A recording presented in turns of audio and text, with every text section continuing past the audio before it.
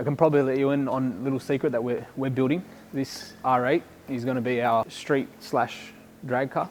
He still wants to do roll racing and all the rest of it too, so it's a street car, but we're going to put a full cage in it just so we can go fast repetitively rather than just sort of one-hit wonders, and obviously to keep us safe. We'll get this thing out of the way.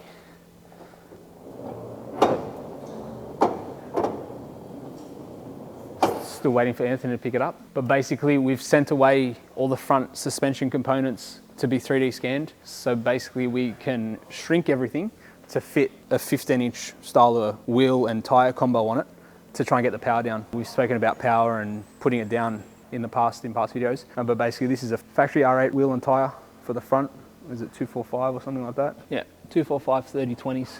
Definitely not going to get 2,000 horsepower to the ground, so we're going to shrink the brakes, shrink the calipers, shrink all the arms and everything. We're trying to keep all the geometry the same so it doesn't unsteady the car and give us the best chance of going fast. Just for a comparison, this is the factory components here, so big carbon ceramic brakes, big calipers. You're not going to get anything smaller than like an 18 over that, which we already use 18s on this car and other cars, and we're still struggling to get power to the ground. You know, we can't even get 1,600 horsepower to the street style surface. So yeah, we're working on that, but this one we're going to go fast with. So we'll drop them down to 15, small brakes, all that fun and games, just to be even more competitive, I guess. So we've stripped the interior out of this to try and look for some factory mounting points. So we know the GT4 cars have factory bolting points for their cages because it's a factory race car. Unfortunately, the road cars don't have that, which we were hoping they did, but they don't. So we're gonna have to come up with something to try and make a cage work. Basically, it's a aluminium and carbon monocoque. And in drag racing terms, you need a welded in chrome moly cage to go any faster than an 8.0. You can have bolt in anything slower than 8.0, but we wanna go faster than that with this car. And obviously, you can't run an aluminium cage and you can't weld chrome moly to aluminium. So we're in a bit of a headbutting situation with the officials, IHRA and Andra, trying to work together to come up with a solution because I guess nobody wants to be responsible for making that decision. We're gonna have to get engineers on board and try and come up with something, and someone's gonna have to sign their name away to say that, yeah, I think that this is safe enough to be going 200 plus mile an hour, because at the end of the day, it is all about safety. You can have a look in here. The interior has been stripped, which gives you a little bit of an insight into what's behind everything. They actually do really well to hide it all, in my opinion. I think they do well. So we need to come up with a solution to keep everyone safe and go fast. The idea is to be able to get all the factory interior back in once we've caged it. Dave doesn't know yet. Dave's the one that's going to be making the cage, but he's not going to be happy with that.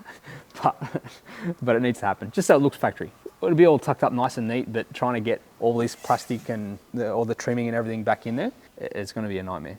It's all part of it.